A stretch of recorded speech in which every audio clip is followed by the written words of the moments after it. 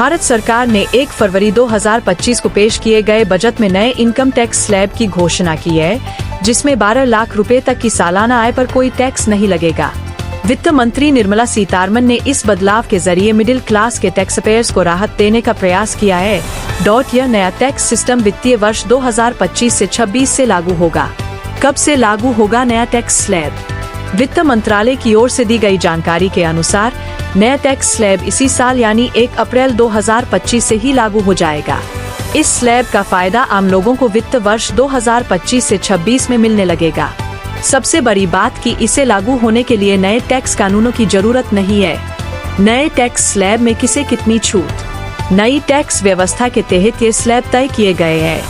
0 से 4 लाख रुपए 0% टैक्स, 4 से 8 लाख रुपए 5% टैक्स, 8 से 12 लाख रुपए 10% टैक्स, 12 से 16 लाख रुपए 15% टैक्स, 16 से 20 लाख रुपए 20% टैक्स, 20 से 24 लाख रुपए 25% टैक्स, 24 लाख रुपए से अधिक 30% टैक्स।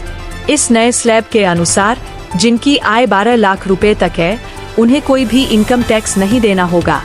इसके अलावा अगर किसी व्यक्ति की आय 12 लाख रुपए से अधिक होती है, तो उसे निर्धारित स्लैब के अनुसार टैक्स देना होगा। छूट की सीमाएं भी जानिए।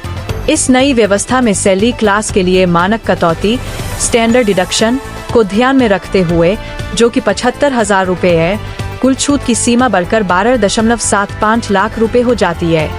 इसका मतलब यह है कि अगर किसी व्यक्ति की आय 12.75 लाख रुपए तक है, तो उसे कोई भी इनकम टैक्स नहीं देना होगा। कब आएगा नया इनकम टैक्स बिल?